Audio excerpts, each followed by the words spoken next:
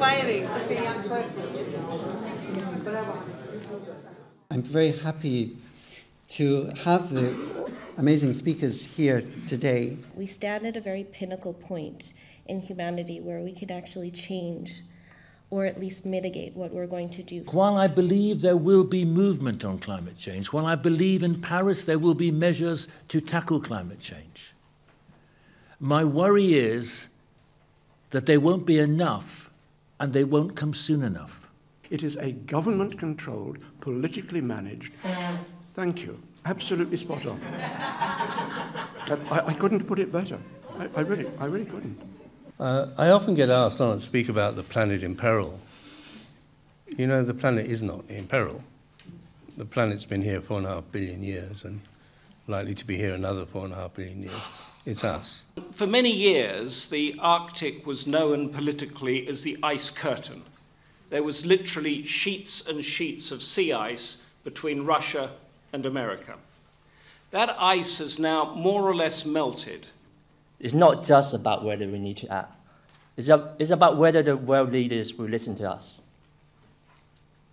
And now is a critical time where we need to put enormous pressure on them all the way leading to the Paris conference. So there's no time to think about whether the scientific evidence in the IPCC report is accurate, whether global warming is caused by human activities, whether we will come up with an agreement at the conference.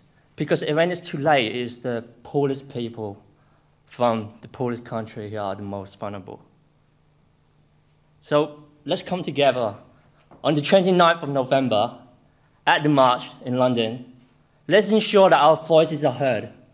Let's ensure that we can do something about it. And by marching together as unity, nothing is going to stop us. Thank you. We'll split into breakout groups, which will utilize the room downstairs. So that way we can maximize interaction with the speakers, and you can be free to go from one room to another. The conversation we had here, what we did is we pretended we were at the Paris conference, and we were asking everybody there. I asked at the end of it, after the debate, of what they would put forward as their proposals. And quite interesting things came out of it. One proposal that was very popular was to end all the tax subsidies on fossil fuels. Another one was set up an international climate court where people who were breaking the law that impacted on climate change would be internationally prosecuted. The International Climate Court.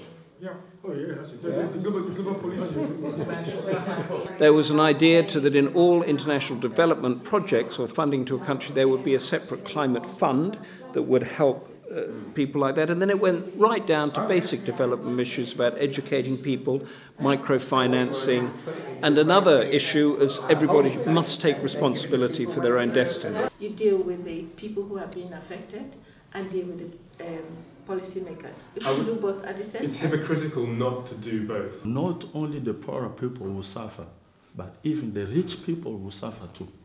That's why it's very important. It is getting warmer, the ice is melting, and this is the direct political impact of that happening. One of the things is thinking about changing the way we move around. Walking more. How about fashion? Say again. Changing dressing differently. Come on, stop buying Gucci. That's true. Is it to do with flying less as well? I think flying is a big one because flying is one. Aeroplanes are one of the biggest emitters of CO2. Whatever happens in the developing world will eventually cause a problem in the first world, so to speak. Yeah, that's right, and that's that kind of the Syrian refugee thing that we were talking about. Absolutely. But look what we have here. For example, this is an example of younger generation being so. In my time, this didn't exist. So I think you should turn your camera towards you because we need this young of them. Yes. I think it's important as well, like when you come to these things, don't just go home and forget about it and then just like kind of deny it to yourself again. Because I used to like know about climate change, but I used to deny it. But then now I'm going to more meetings, it makes it harder for you to stop because you feel like obligated to go.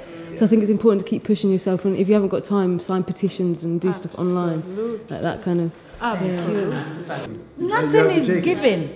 We have to take it, but we need to be empowered to do that.